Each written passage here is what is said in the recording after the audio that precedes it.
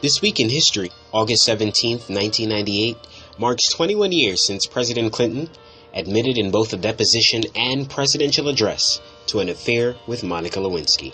Indeed, I did have a relationship with Miss Lewinsky that was not appropriate. In fact, it was wrong.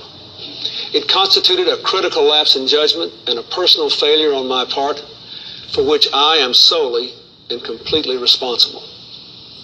I misled people, including even my wife. I deeply regret that.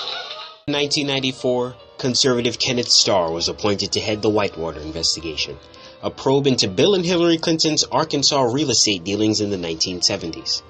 That same year, ex-Arkansas state employee Paula Jones sued President Clinton for sexual harassment, claiming he exposed himself to her in a hotel room in 1991. Ken Starr was granted permission to look into this as well. In 1997, the Jones lawyers wanted to establish Clinton had a habit of inappropriate sexual behavior with female staff. Through an anonymous tip, Jones's lawyers were told ex-White House intern and Pentagon employee Monica Lewinsky had an affair with the president between 1995 and 97. On that day, you found yourself alone with Bill Clinton in the Chief of Staff's office, and you lifted the back of your jacket and you showed the President of the United States your thong underwear. Where did you get the nerve? I mean, who does that? On January 7, 1998, Jones's lawyers subpoenaed Lewinsky, who denied the affair in a sworn affidavit. On January 12, Lewinsky's Pentagon co-worker and confidant Linda Tripp betrayed Lewinsky by giving Kenneth Starr 20 hours of taped phone calls between herself and Lewinsky. On January 16th, Attorney General Janet Reno allowed Kenneth Starr to add the Lewinsky scandal into his investigation. The Jones lawyers then subpoenaed Clinton, who also denied the Lewinsky affair under oath. However, Clinton reportedly did admit to a one-time affair with Jennifer Flowers in 1977, despite Flowers' claim of a 12-year affair. The Lewinsky scandal broke in the media on January 17th, leading Clinton to publicly deny their affair on January 26th. I want you to listen to me. I'm going to say this again. I did not have sexual relations with that woman, Miss Lewinsky. A federal judge ruled that the Jones lawyers couldn't look into the Lewinsky matter, but Kenneth Starr could.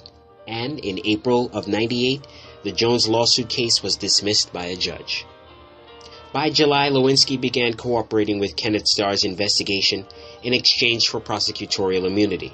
By August 3rd, Kenneth Starr requested a sample of Clinton's blood for a DNA test to determine if semen stains on a dress of Lewinsky's belonged to Clinton.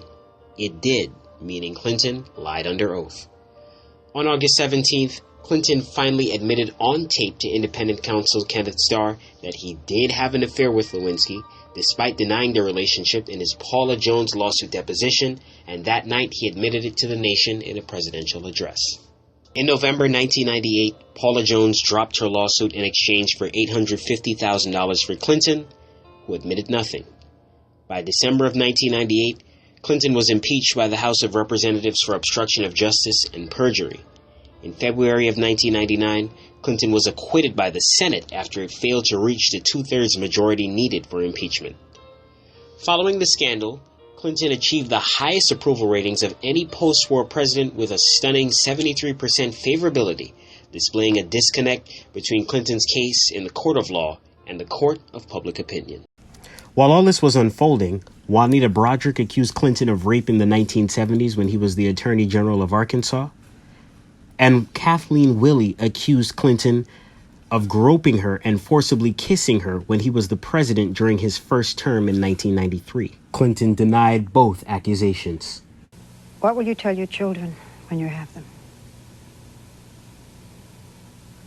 Mommy made a big mistake.